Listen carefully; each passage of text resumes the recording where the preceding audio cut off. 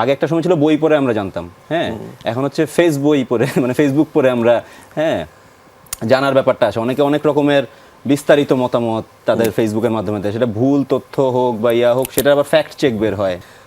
একটা বিষয় যে এই যে মানুষের বিভিন্ন মতামত পাওয়া যাচ্ছে এবং সেই মতামতটা আমরা বলছি না একটা নতুন বাংলাদেশের নতুন ফ্রেম তৈরি হয়েছে, হয়তো দেখা গেল নতুন পোস্ট তৈরি হয়েছে, সেটা সামাজিক যোগাযোগ মাধ্যমেই, সেখানে বিভিন্ন মতামত আসছে, বিভিন্ন মত আসছে এবং সেটা ভালো খারাপ সব কিছু মিলে কেউ কেউ হয়তো চেনেনও না এরকম মতামত করছেন।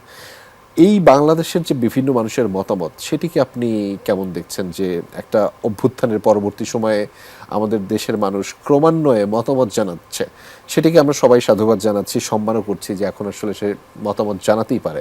আপনার কাছে এই মতামতগুলো কেমন লাগছে?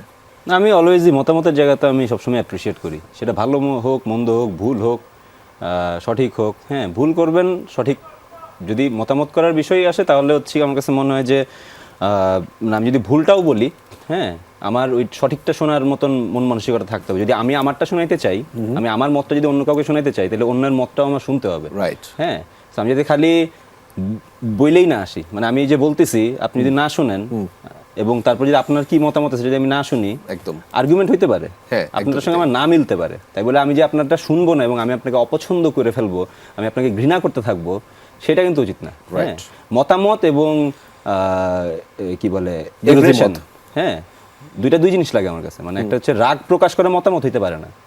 আমি মতামত প্রকাশ করতে গিয়ে দুইটা গালি দিতে পারি, হইতে পারে, বন্ধুদের সঙ্গে এরকম হয়, কিন্তু কাউকে আমি হার্ট করার জন্য এটা মতামত হতে পারে না। হ্যাঁ, যে এখন অনেক সময় অনেক কমেন্টে করে না, এখন তো ধরেন কমেন্টের জায়গায় চলে আসছে।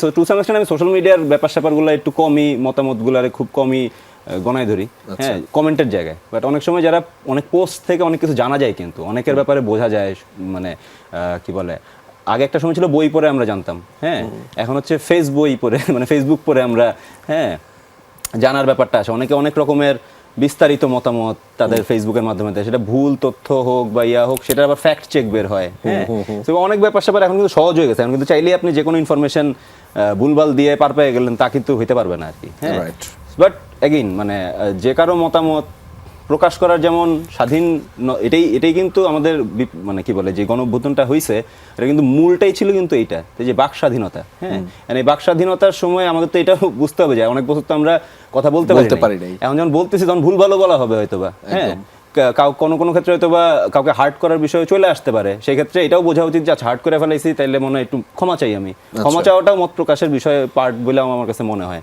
হ্যাঁ।